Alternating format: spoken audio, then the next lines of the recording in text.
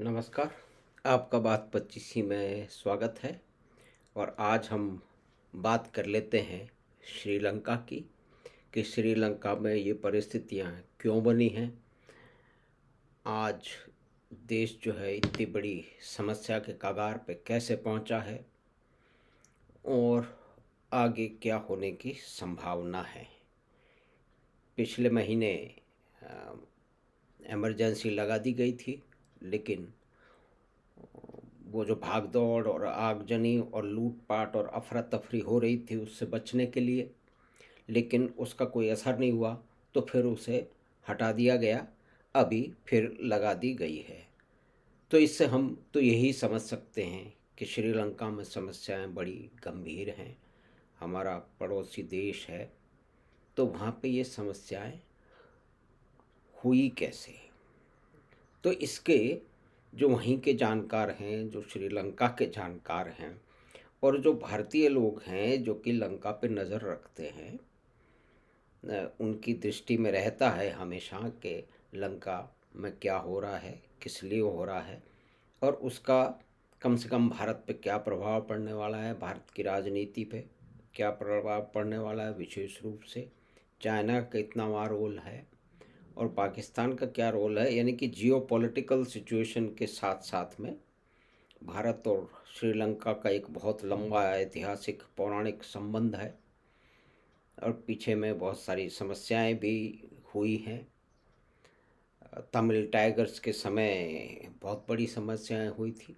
खैर, उसको राजपक्षा जो फैमिली है उसने एक जगह आकर के उनको ख़त्म कर दिया। वो कैसे किया, सही किया, गलत किया, क्या होना चाहिए था, क्या नहीं होना चाहिए था, वो आज का विषय हम नहीं रख रहे हैं। आज तो सिर्फ हम ये बात करने का प्रयास कर रहे हैं, मुख्य बिंदुओं को सामने लाने का प्रयास कर रहे हैं कि लंका में होने के जो समस्याएं हैं उसके मुख्य कारण क्या हैं। तो इस तरह से उसको मोटा मोटी यूँ करके समझा जा सकता है कि श्रीलंका की जो मुख्य रूप से जो समस्या है उसमें उसके शीर्ष पे अगर कोई है, अगर कोई शीर्ष पे है उसके, तो वो वहाँ का राज परिवार है। तो राज परिवार के बहुत सारे लोग जो है वही निर्णय लेते हैं, उन्हीं के कहने से सब कुछ चलता है। तो निर्णय लेने की क्षमता कुछ ही लोगों में है, बाकी सब लोगों को हटा दिया गया है। यानी कि कुछ ही लोग जो कि एक ही परिवार से संबंध रखते हैं या कि उनके साथ उनका संबंध है, उसके दोस्त हैं, उनके राजदार हैं, वही निर्णय लेते हैं देश के बारे में। तो इसमें जो विभिन्न जो विशेषज्ञ हैं जो कि अलग संभावनाएं रखते हों, वो लेकिन वो हो सकता है कि दूसरे किसी समूह से आते हों जो इस राज परिवार के साथ में नहीं है किन्हीं भी कारणों से, तो उनकी बात नहीं समझी जाएगी। तो श्रीलंका की जो समस्या है उसका मुख्य कारण जो कुछ समझा जा रहा है वो वहाँ का राज परिवार ही है। और उन्होंने मिलजुल करके ऐसे ऐसे निर्णय लिए हैं जिससे अपने देश को उन्होंने समस्या में झोंक दिया है। तो मोटे मोटे निर्णय तो ये हैं कि 2019 में जो इलेक्शन हुआ जिस पे ये लोग जीत के आए, इन्होंने 15% जो टैक्स था, और बहुत सारे टैक्स तो ख़त्म कर दिए, 15% का 8% कर दिया, तो कम से कम 30-40% जो है ना टैक्स पेयर कम हो गए। और क्रेडिट रेटिंग जो है वो श्रीलंका की वो नीचे गिर गई, क्योंकि फॉरेन एक्सचेंज जो थी वो 8,060 के आस मिलियन डॉलर्स के आसपास से लेकर के 2,300 मिलियन डॉलर पर आ गई। और फिर जो पेंडेमिक हुआ कोविड का, उस दौरान में बहुत बड़ी और समस्याएं पैदा हुई, क्योंकि श्रीलंका एक टूरिज़्म पर आधारित जो एक इकोनॉमी है, उसकी अधिकतर इकोनॉमी जो है वो टूरिज़्म से आती है। जैसा कि 18 में बताया कि 4.4 बिलियन डॉलर जो है वो उससे आए। तो जब ये पैंडेमिक हो गया, लोगों का आना जाना बंद हो गया, तो ये समस्याएं सामने आनी ही थी। तो यही कारण रहा कि एक तो कि वहाँ की जो रेवेन्यू है जो कि टूरिज्म से आती है वो समाप्त हो गई। दूसरा एक महान कार्य है जो कि इस डायनेस्टी ने, इस परिवार ने, राज परिवार ने और उसके साथी लोगों ने किया, उसका नाम तो मालूम है लेकिन हम नाम नहीं लेना चाहेंगे। भारतीय कुछ एनजीओ हैं जो कि ऑर्गेनिक फार्मिंग को आगे बढ़ाते रहे हैं, उसकी वकालत करते रहे हैं। तो हिंदुस्तान में तो उनकी बात नहीं चली, लेकिन लंका में है क्योंकि एक ही परिवार है, छोटा देश है, तो वो चल गई। तो यकायक ये निर्णय ले लिया गया कि कल से जो है वो इस तारीख के बाद से ऑर्गेनिक फार्मिंग है वो ही अलाउ की जाएगी, जो फर्टिलाइज़र बेस्ड फार्मिंग है उसको समाप्त कर दिया जाएगा। तो सभी क्षेत्रों में जो फूड ग्रेन है या जो खान पान के जो उत्पादन है, वेजिटेबल है, उसका उत्पादन 20% ही रह गया।